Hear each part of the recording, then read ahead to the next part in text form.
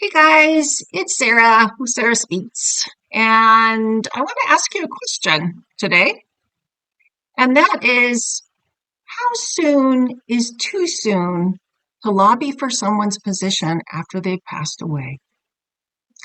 And I bet you can guess who I'm talking about. Meghan Markle. Senator Diane Feinstein, the longest sitting senator in the United States Senate's history, passed away on Friday. 2 a.m., so we're told, natural causes, her daughter by her side. Her only daughter, I might add. After a phenomenal career, not only in politics, but also in making way for women to get into politics. You have to remember, she started out in a time where women were just barely being given the ability to have a mortgage in their own name, and not even in a time where they could have a business in their own name. She sat on the San Francisco Board of Supervisors. Yes, she came from a wealthy family. She ended up becoming even more wealthy because of her second marriage. She married a billionaire.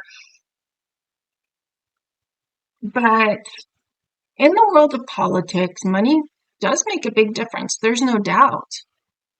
But you still have to deal with people, your constituency, that has to vote for you. So you have Diane Feinstein, broken doors for women, punched through the glass ceiling, unexpectedly became mayor when Mayor Moscone and Harvey Milk were assassinated in San Francisco. Then she had a failed run for governor. Then she became a senator. She ran for Senate. And whether you agree with how old she was, well, she was still in the Senate, the reality is the California people still voted for her, right? They elected her. And she served her constituency well. There was always a rumor amongst the journalist set that the journalists in DC knew they could always get a comment, an article, whatever, from Senator Barbara Boxer when she was in the Senate at the same time as Dianne Feinstein. But they said it was a little more challenging to get Senator Feinstein because she was always working. And that's what she did. She worked, and she worked hard, and she worked her way up through the ranks, which is what most celebrities do if they become politicians. It is a completely different world. You can say it's about popularity, but it's about popularity in a different way.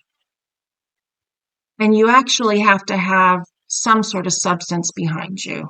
You have to have done something. If you just do a really quick little search about celebrities who have become politicians, you'll find, just with looking at, let's say, Sonny Bono, he was mayor of Palm Springs. Ronald Reagan, one of the most famous celebrities who went to the highest heights, became president, right? I should say most famous celebrity who's held an elected position. And he started out as the SAG president. A lot of them start out at the local level. They learn what it's like to serve people, how politics work, how government budgets work, how the backroom deals work, how all of it works. Meghan Markle, I was not able to find one shred of information that she has ever sat on a board. And you have to remember, sitting on these boards, these local city councils, these boards of supervisors, even up into Congress, you have to work with other people and compromise. It may not look like it from the outside, and nowadays we are incredibly polarized as a country, in the United States anyway, and it is a bit that way around the world as well. But you still have to learn to work with people. I was not able to find any evidence, and I could be wrong, correct me if I'm wrong, that Meghan Markle has ever done that. Yet, less than 30 hours after Senator Feinstein, it was announced that she had passed, the stories were being floated. Meghan Markle possibly going to be appointed to the Senate, you know. And it's a somewhat of a short appointment because the election for that seat is in 2024, and we know that Senator Feinstein was not going to run again. So you already have the politicians already lining up for it. And Gavin Newsom, Governor Gavin Newsom already said that he was going to appoint a certain type of person in order that it would level the playing field for the election. Now, we all know that incumbents have a leg up, and he apparently did not put any restrictions on the incumbent about whether or not she could run or not in the upcoming election in 2024. But I wanted to get back to Meghan Markle because within 30 hours, by Sunday morning, I did a quick Google search. The entries, or the search results that were coming up, were 5 pages deep about Meghan Markle possibly being considered for the Senate appointment. This is a woman who has no political experience. Yeah, she's worked on a couple charities. No, I mean she inserted herself in the 2020 elections, and that's another part of the story.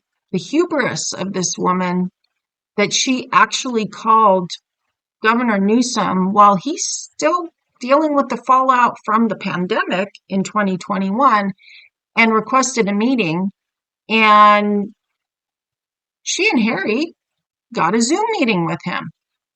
Now, one thing, whether you like Gavin Newsom or not, if you follow him at all, and I have been following this man since 2008 because I find him a little fascinating because of in the political field. I call him Teflon Man because situations that should have sunk him have bounced off him like Teflon. So that's why I call him Teflon Man. He is what they call a policy wonk. This is somebody who knows his business. Whether you agree with his decisions, whether you agree with what he does, he learns and studies every aspect of a item or a situation or an issue before he actually makes a decision on it. And he also apparently is very open to his advisors. Okay, so the fact that this guy, Gavin Newsom, gave them an hour Zoom call in 2021, I mean, if this, photograph from the sun is to be believed, and this was the rumor, and this was all over the place at the time, because I think it was a little shocking that Meghan Markle and Prince Harry were actually given an hour in the schedule of an extremely busy governor who's basically governor of the largest state, most populous state in the union, okay? And an hour is a long time. You're lucky if you get 15 minutes, and that's if it's a good issue, okay? And then, not much later, I think it was this year, it came out that Meghan Markle had his cell phone. Earlier this year, the stories came out that she's calling his cell phone, his private, or I don't know if his private cell phone or not, but his cell phone, trying to get in touch with him directly. Now, we see this behavior from her with Spotify. So, that she was calling the executives instead of dealing with the 5 million executive producers that she was given. And this alone shows that she does not understand how politics work. You go through the staff,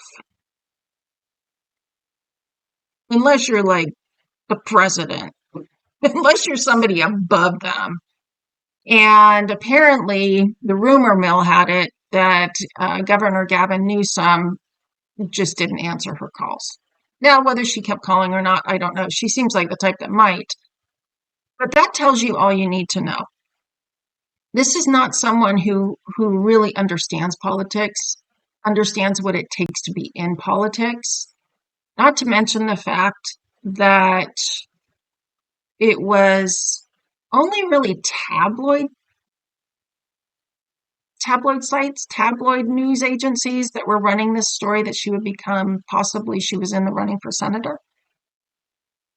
None of the political sites were running with that story, probably because they knew better and because political reporters are completely different animals than entertainment reporters. And I don't think her attitude towards entertainment reporters is going to translate well to political reporters, because political reporters are a lot more searching through your garbage.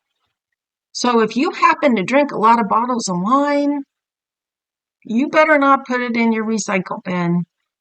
And you may want to be really careful about sending your assistant to take them to the dump, because you're going to have a reporter following you. Why? Because they dig up dirt. That's what they do. You don't mess with the political reporters. They make the entertainment reporters, like I said, totally different animal. And she is extremely thin-skinned. At least that's what it presents as. If a story comes out negatively about her within 24 to 48 hours, there's a story that refutes the original story. So that tells me that she's extremely thin-skinned, and she has an apparatus in place that is floating these things.